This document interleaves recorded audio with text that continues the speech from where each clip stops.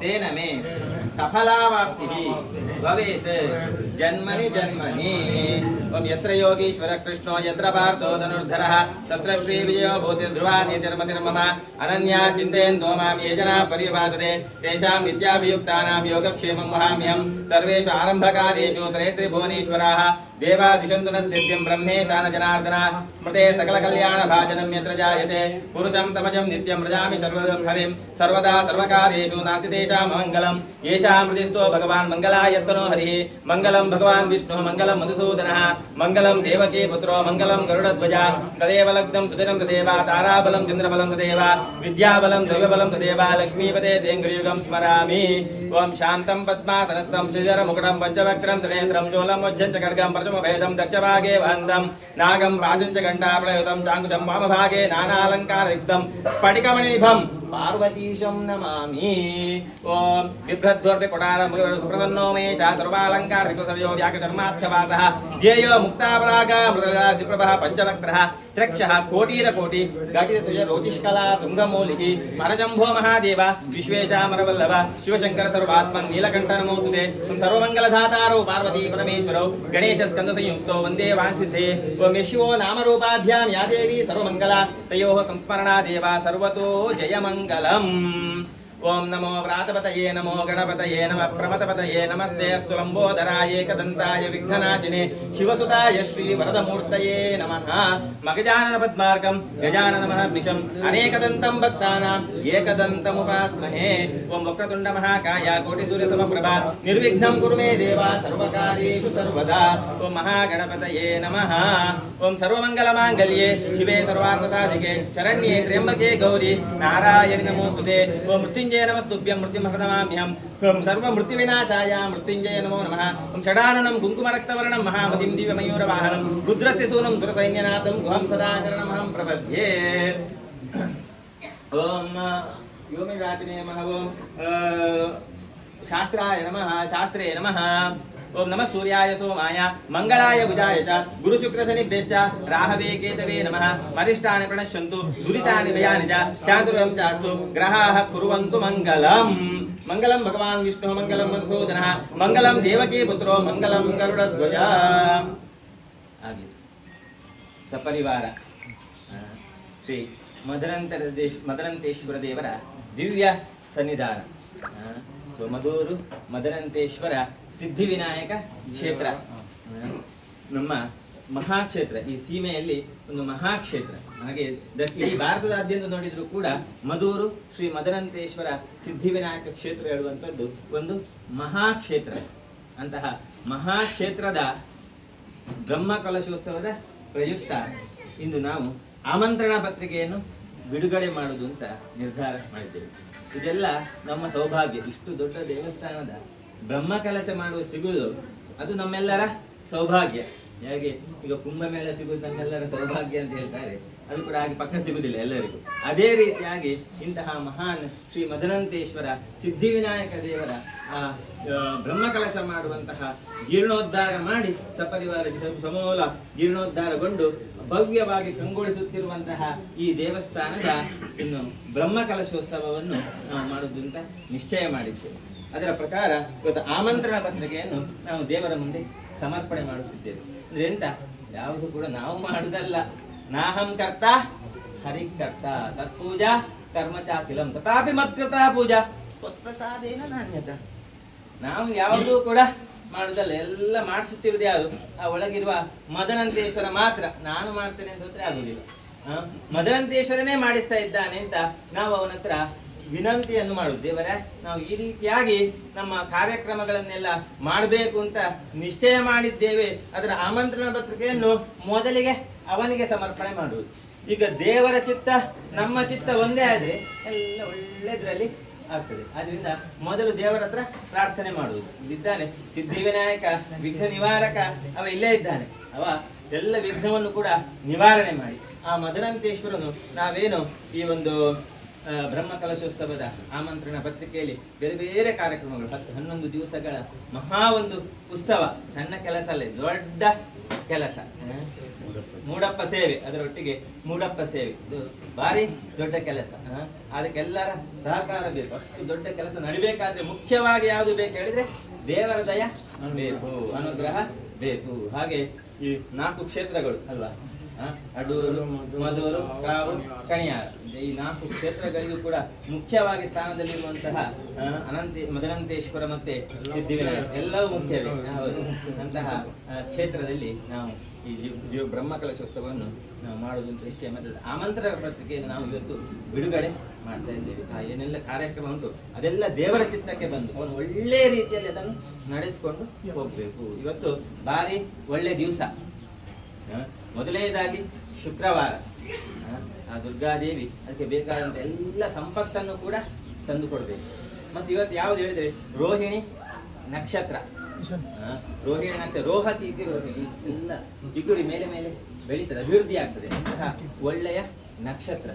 ತಿಥಿ ಯಾವುದು ಹೇಳಿದ್ರೆ ದಶಮಿ ತಿಥಿ, ಸಂಪೂರ್ಣವಾದಂತಹ ತಿಥಿ. ಆದ್ರಿಂದ ಒಳ್ಳೆಯ ತಿಥಿಯಲ್ಲಿ, ಒಳ್ಳೆಯ ವಾರ, ಒಳ್ಳೆಯ ನಕ್ಷತ್ರದಲ್ಲಿ ನಾವು ಈ ಒಳ್ಳೆಯ ಸುಮುಹೂರ್ತದಲ್ಲಿ ಆ ದೇವರ ಮುಂದೆ ಈ ಆಮಂತ್ರಣ ಪತ್ರಿಕೆಯನ್ನು ಇಟ್ಟುಕೊಂಡು ಅವರಲ್ಲಿ ನಾವು ಪ್ರಾರ್ಥಿಸುವುದು.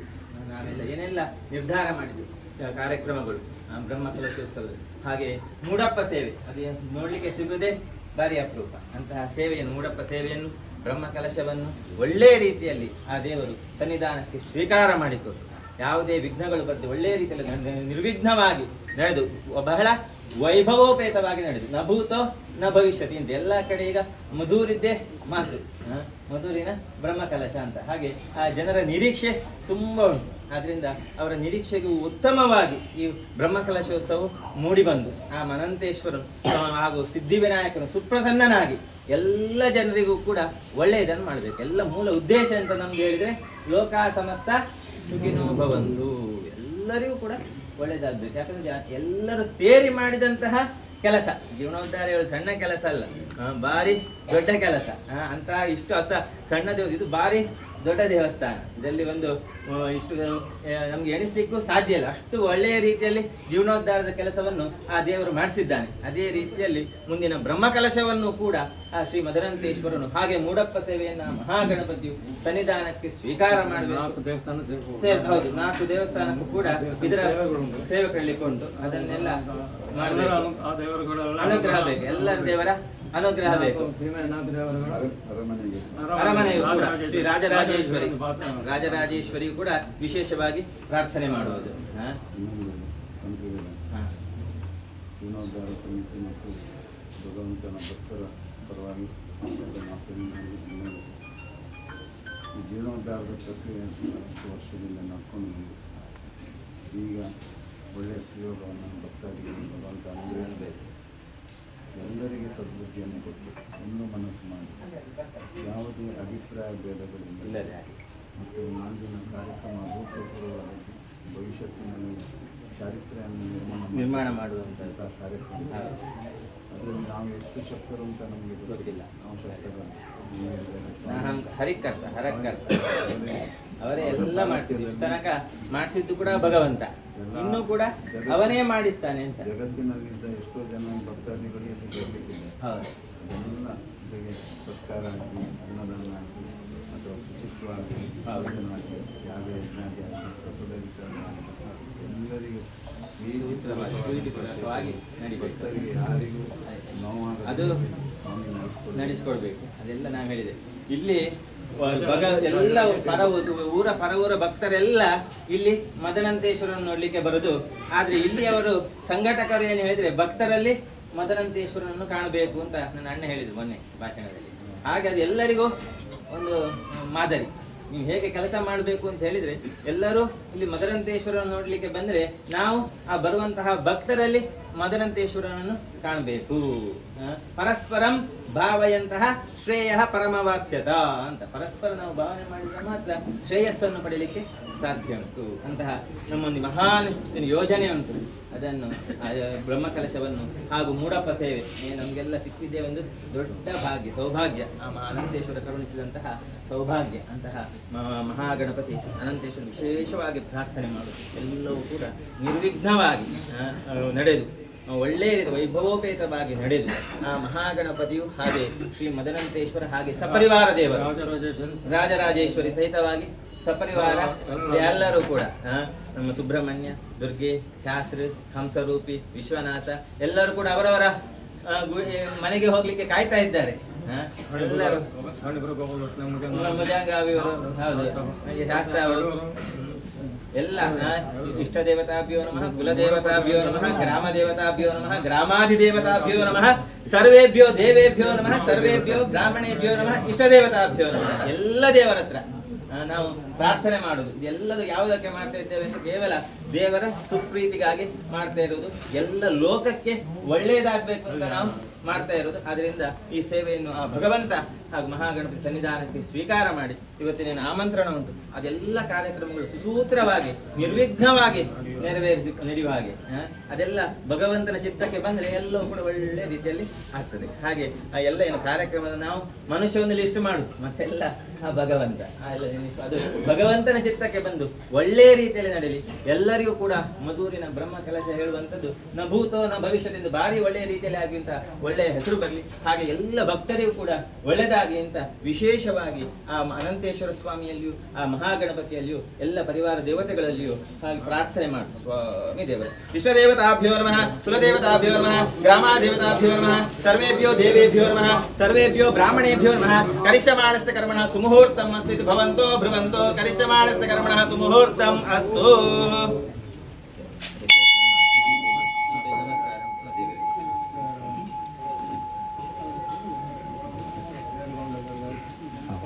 ಶ್ರೀ ಮದನಂತೇಶ್ವರ ಗೋವಿಂದ ಹರಿ ಗೋವಿಂದ.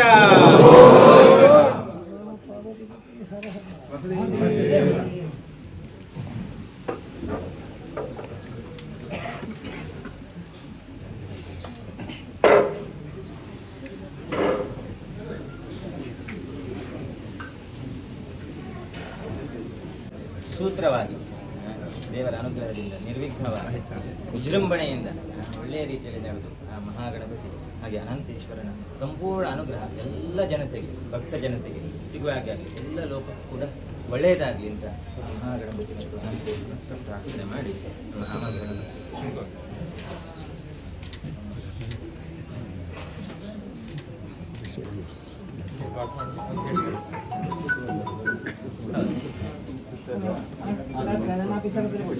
ನೀವು